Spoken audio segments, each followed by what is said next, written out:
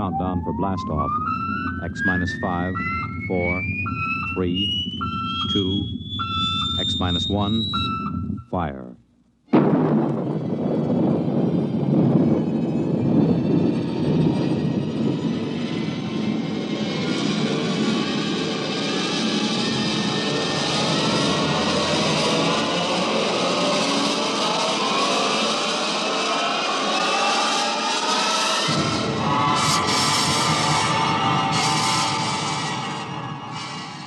From the far horizons of the unknown come transcribed tales of new dimensions in time and space.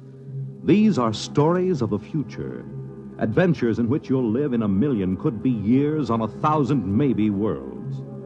The National Broadcasting Company, in cooperation with Galaxy Science Fiction Magazine, presents X minus 1.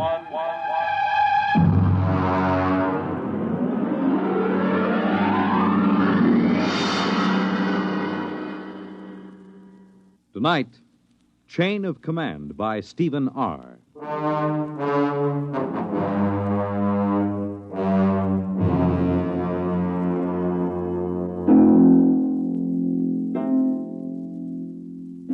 This is about George. He's a friend of mine. Lives right here at the Brookside Atomic Laboratory with his family.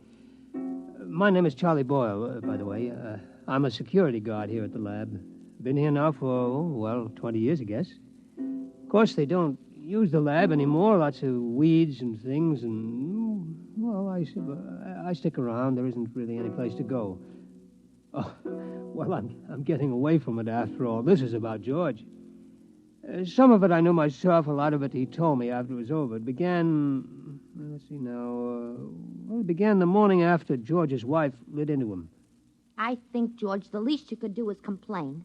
After all, are you a mouse or a man? Clara, what's the point of complaining? It'll just start trouble. We do live at the laboratory. We have some rights. The best thing we can do is just stay right where we are. But it's dangerous. There's nothing dangerous about it, just so long as we know what we're doing. I'm not thinking about us. I'm thinking about the children. The children know where they mustn't go. George, I will not go on like this without a moment's peace of mind. If you had the slightest concern for my welfare or for the children's, you'd really... All right. I'll go talk to old Charlie, the security guard. Why not talk directly to the superintendent? Because of the complications. Now, I promise you I'll explain the situation to Charlie. He knows me. I've talked to him for over a year now. And he hasn't the slightest influence. I'll impress the seriousness of the situation on him. All right, but do it now. I will. And be firm. I'll be as firm as I can.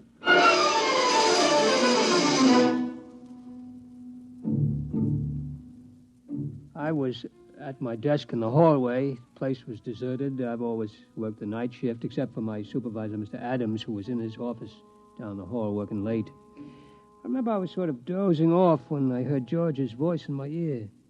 Charles. Charlie. It's me, George. Oh, yes, George. Yeah, how are you? Fine. Can I have a chat with you? Chat away. I got all night. Good. It's about the trap. The trap? The one outside our door. Oh, that trap? Clara, my wife, says it's dangerous. Well, now, she'd like it removed. Removed? Oh, no, George. That can't be done. Regulations? Regulations. Suppose you just removed it without telling anybody. Oh, they'd fire me, George. I see. Clara's afraid one of the kids might get hurt. Oh. How about taking it up with the supervisor? Mr. Adams? Why not? Well, it never occurred to me. Why not give it a try? Oh, I don't know. Mr. Adams doesn't even know you exist. Maybe it's time he found out. Well, it might get a bit sticky. Give it a try. Well, come on, Charlie. Be a good fellow. Haven't we been buddies for a long time? Oh, we've been buddies, all right, but, well, when it comes to something like Will this... you try at least? Clara isn't going to let me alone unless something happens. Okay, George. I'll give it a try.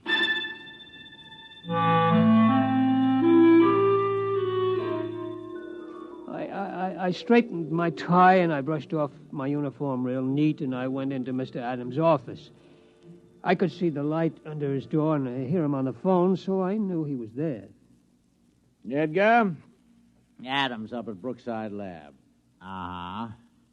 How are things in Washington? No, nothing serious. Just want to have a fingerprint check on one of our scientists. Uh-huh. Yeah, number 7X4582. That's right. How's the missus? Ah, good. Now, excuse me a minute. There's somebody at the door. Come in. Oh, hello, Charlie. Mr. Adams. Edgar, can I call you back? Fine. Yeah, what is it, Charlie? Well, I'd like a word with you, Mr. Well, look, Adams. Charlie, I'm on the phone to Washington. Is it a security matter? Oh, in a way, Mr. Adams. Well? I don't know how to tell you, really. Well, just tell me. Well, sir, there's a mouse named George down in room 412 who doesn't want the trap outside his door. Well, that's just too... What? A mouse in room 412. He objects to the trap. Look, Charlie, I'm busy. Is this a joke or something? Oh, well, I guess maybe it is. I mean, I like a good joke as well as the next fella, Charlie, but... Well, I mean, it's late and I got a lot of work to do. Do you mind... No, Mr. Adams. Yeah, well, that's fine. You just get back to your desk, huh? Okay, Mr. Adams. And Charlie, Yes, sir. Yes. next time one of the mice complains, tell him to come in here and speak to me himself. Yes, sir.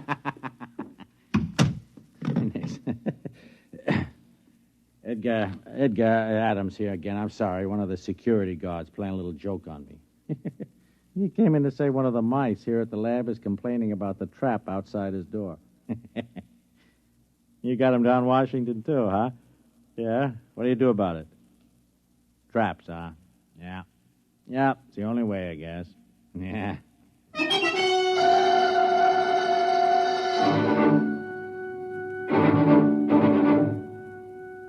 Well, I went back to my desk. George was there, waiting. I could tell by his expression that he knew the answer before he even asked me. No soap, huh, Charlie? No soap, George. I guess I'll have to tell Clara. Yeah, I'm sorry, George. What'd he say? Well, he said if you've got a complaint, see him yourself. He said that, huh? Yep.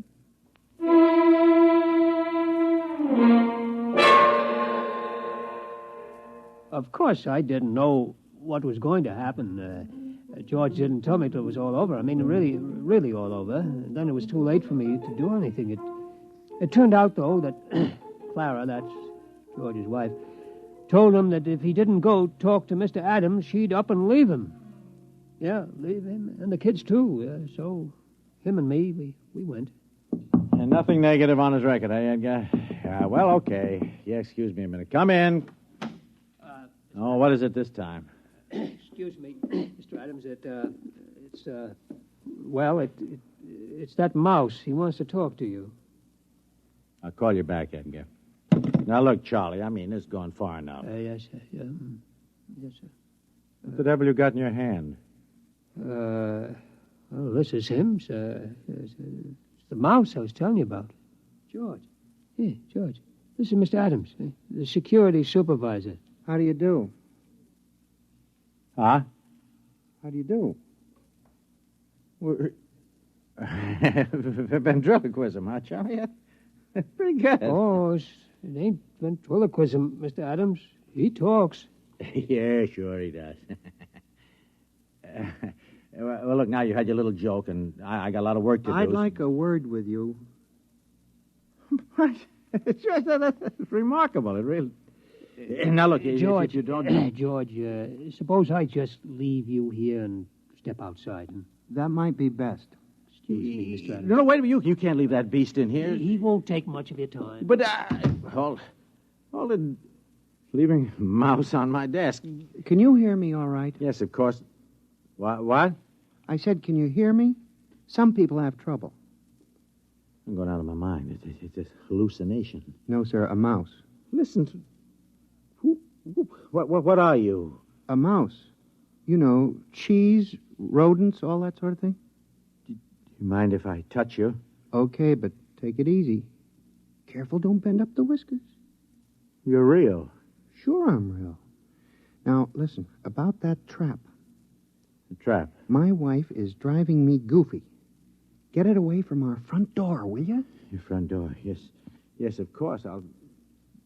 Are you sure you exist? I could bite you to prove it. Never mind. What about it? What about what? The trap. The trap. Yes, of course. Well, I mean, it's a security problem. Look, would you do me a favor? It depends. Tell me, how come you talk? Simple. My ancestors have been around this lab since it was built. We've gotten a lot of gamma radiation. A couple of them were used as an experiment to test radiation endurance. There were surgical operations, grafts of human brain tissue to mouse brain tissue to check the effects of the rays on human brains and so on. You follow me? Wait a minute. I remember there were some experiments where human brain tissue was placed in a mouse and then exposed. That's it. Those mice, the ones that survived, were my great-grandparents. Holy smokes. So what about the trap? I mean, Huh? we're nice, peaceful mice. We don't bother anybody. We don't eat much. We mind our own business. Wait a minute. You say your great-grandparents were the first of this talking line? I mean, are there many of you? 3 generations, Mac. That's a lot of mice. Tell me, have you talked to anybody besides me? Well, I talked to Charlie. No, I mean besides Charlie. I tried it with a couple of guys. They wouldn't listen. These others, what do you call them, your relatives. Have they talked to anybody? Tell me. How should I know? I suppose they've talked to dozens of people. Where are these people they've talked to? The mental hospitals are full of them. It's a problem, see. We can talk to kids and, you know, the odd ones, but anybody else, they get scared. Uh-huh. So what do I tell Clara about the trap? Clara? My wife, Clara. Oh, well, it's a security problem. I think I'll have to take it up with Washington. Okay, take it up. Yeah, I'll dictate a memo first thing in the... No, I won't. They'll think I've flipped. Okay, I'll tell Clara. Now, wait a minute. Let me make a phone call. Sooner or later, this thing has got to be dealt with. Edgar, Adams at Brookside. Now, Edgar, old man, we have just encountered a rather unusual security problem here at the plant. Yes. No, nothing like that. Mice. Yes. Talking mice. No, Edgar, it is not a joke.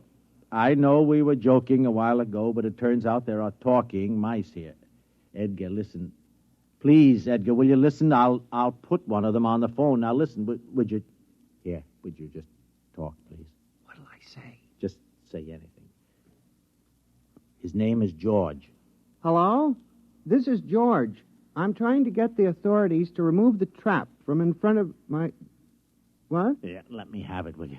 Edgar, listen, I am not kidding, and I have not gone mad. This is on the level. In my office at this moment, there is a mouse who talks. In this top-secret atomic laboratory, there are several hundred such mice, for all I know. Look, Edgar, you don't believe me, and I don't expect you to believe me. No, I don't want a vacation. Good night, Edgar. He doesn't believe me. We keep running into this all the time. George, are you really interested in doing something about that trap? Have you ever met my wife? Oh, of course you haven't. Wait a minute, I got it. I'm going to call for a top-level security conference at the Pentagon. George, will you come down there with me? Will you? We won't say a word. We'll just appear. Washington? First-class accommodations will get you the best suite in town. Do you like cheese? Do I like cheese? Can you get provolone down there? Get what? Provolone. We'll get it. All the provolone you can eat. I've never traveled before. George, you'll love it. Chance to get away from the wife for a while, huh? What do you say, boy? You and me, huh? We'll live it up down there. Look, I know a couple of girls. I seem to recall they had mice in their pantry. I don't know. I'll have to talk to Clara. Look, tell her it's the only way to get action on the trap. Make it sound big, you know. You hate to go away from her, but it's for the kids. What do you say, pal, huh? Well, okay. Attaboy. Operator, get me chief of security at the Pentagon. Make it fast. This is an emergency.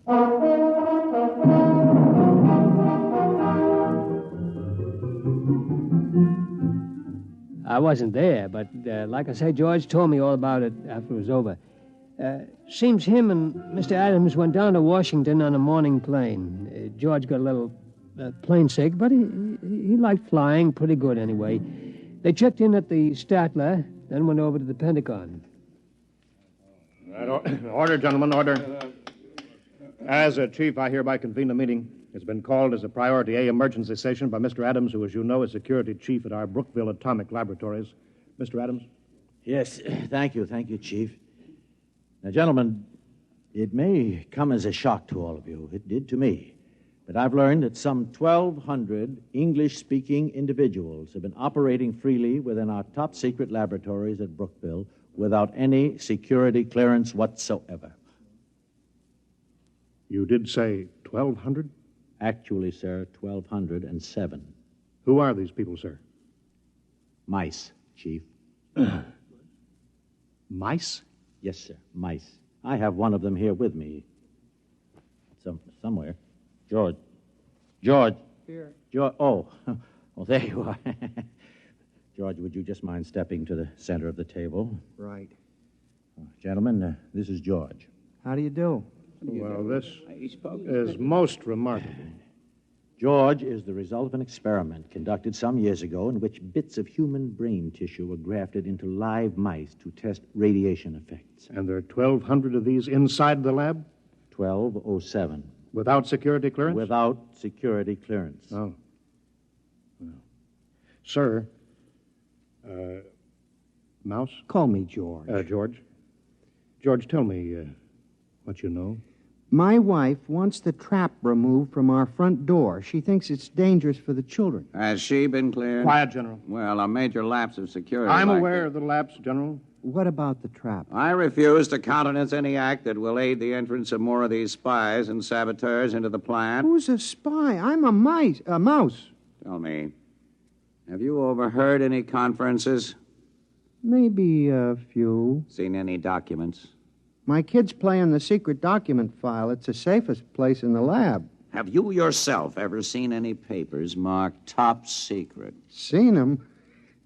Heck, I've eaten them. I believe this calls for some action, gentlemen. Mr. Adams, if you and this rodent will retire to the next room, I think we'll have a brief caucus. Yes, sir. George. Okay. Yes, sir. See you later, gentlemen. Listen, what about the provolone? Never mind. Well, I think we should try to forget for the moment that these creatures are mice and deal with them as security problems. Concur. Now then, the first question is one of loyalty. I raise a question at this point. General? Are these American mice? Well, I assume that... Well, but do we know? You have a point, sir. Perhaps we ought to get immigration in on this. Immigration? I'd say extermination. Before we do anything rash, General, I think we ought to learn more about these creatures, who they are, what their habits are, their loyalties, how much they know. Suppose this George creature won't tell us. We'll have to use every trick in the book. Now, I would suggest we first try the velvet glove. The full treatment.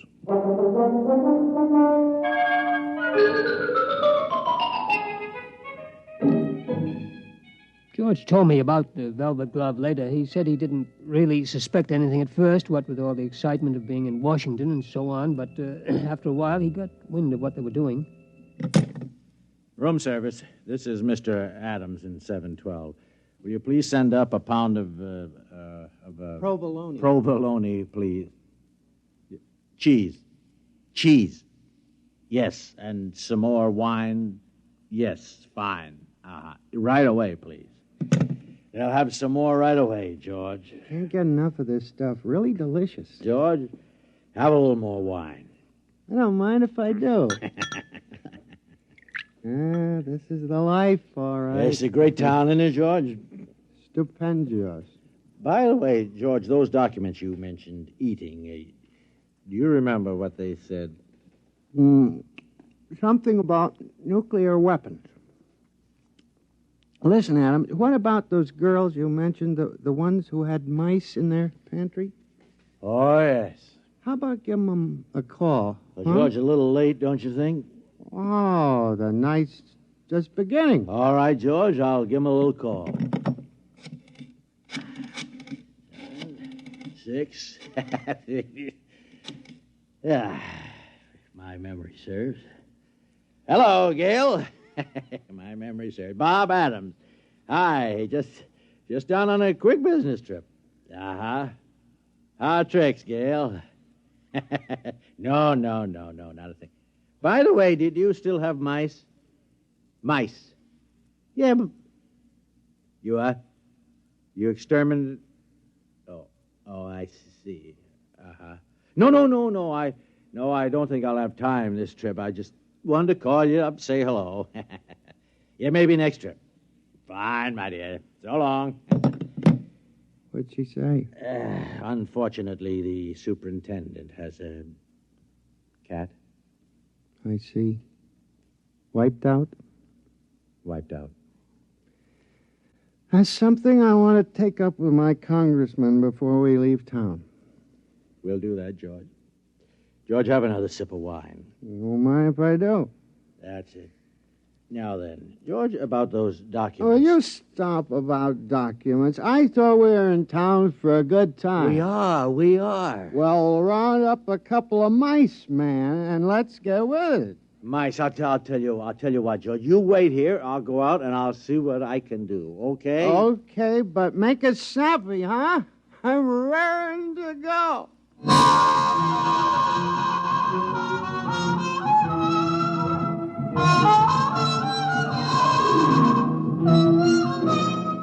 Next morning, Adams woke George and told him they were scheduled for another conference at the Pentagon.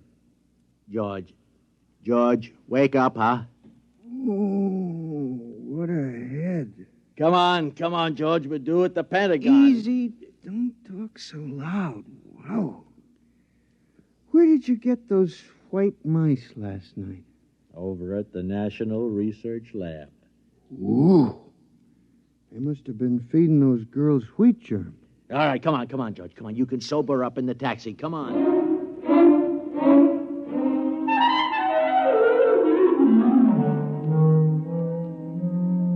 All right, George, we've been beating around the bush long enough. Who are you? I've told you, I'm a mouse. My name is George. I live in a hole at the Brookville Atomic Laboratory. We know all that. We want to know who's behind you. Nobody's behind me. Listen, you guys don't have to be afraid of me.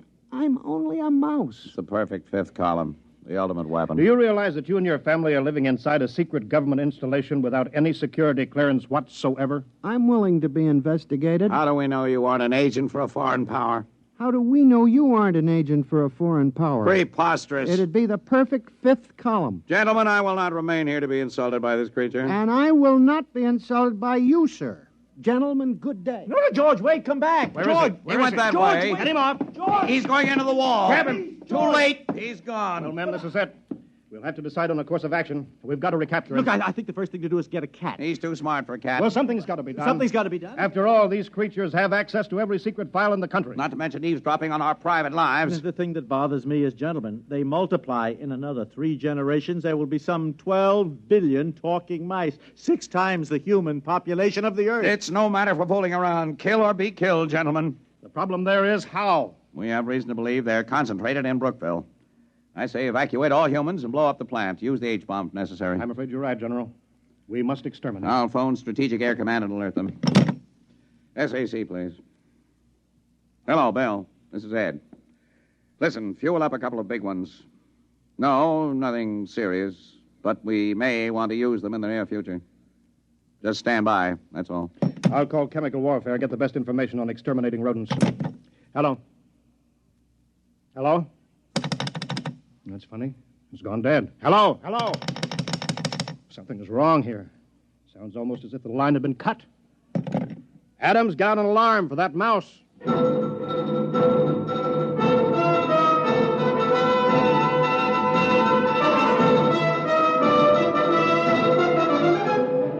Well, that was only the beginning, of course. Things began to happen pretty fast right after that. You bet your sweet satchel they did. Well, Adams? Yeah, I've been talking to Edgar. The FBI has located several hundred field mice. All of them non-talking. No trace of a mouse corresponding to our description of George. I see. Team of Secret Service men been combing the Pentagon and the White House. We've got 1,500 traps baited with imported provolone in the Senate chambers alone. So far, no luck. And what about cats? The American feline fanciers have volunteered 100 Mausers. Oh, good, good. Any more telephone wires cut? I'm afraid so, Chief, yes. He managed to gnaw through the private wire from the president's suite to the Pentagon. Oh, I see. We'll get it spliced. What about the top-secret file on that new chemical warfare agent? Is there any trace of that? They found the file, but he managed to chew out the key symbols. I'm afraid it's useless. Well, keep tracking him down. Yes, Sooner sir. or later, we'll get him. Yes, sir. Yeah. Only one thing, Well, sir. what's that? I hate to mention it, really. Well, go on, man. Well, sir, the damage has appeared in such widespread places recently. Well, go on. Well, there must be more than just George. In fact, we're afraid he has reinforcements right here in Washington. But that's impossible. How? I don't know how, sir, unless... Unless what? Unless... Well, it seems, sir, that there were a couple of female white mice from the National Research Lab. You mean? Yes, sir. I'm afraid so, sir.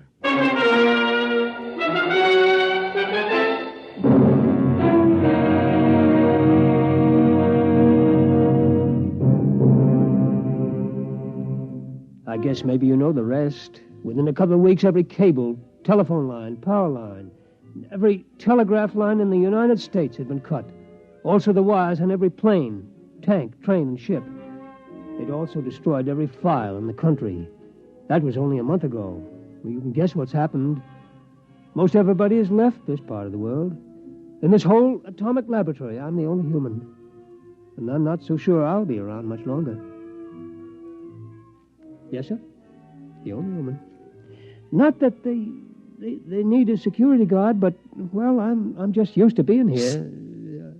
I wouldn't know where to go. Charlie. Why, George.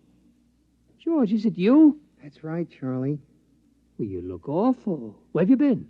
Well, I was down in Washington, Charlie, about the traps, remember? Oh, yeah. That was before all the trouble started, over 2 months ago. Well, what you been doing all this time? Well, you know, we've been pretty busy protecting ourselves, cutting the lines and stopping transportation and such. I figured it was the mice done it, yeah. Yeah, we didn't like it, but it was them or us, so we did it. Well, how come you look so terrible, though? Well, we stopped the trains and the planes, you know, so, well, I had to walk back. That's one heck of a walk for a mouse.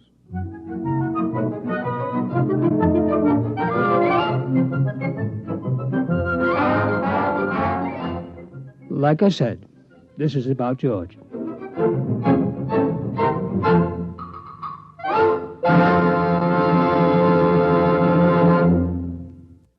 You have just heard X-1, presented by the National Broadcasting Company in cooperation with Galaxy Science Fiction Magazine. Your announcer, Fred Collins. X-1 was an NBC Radio Network production.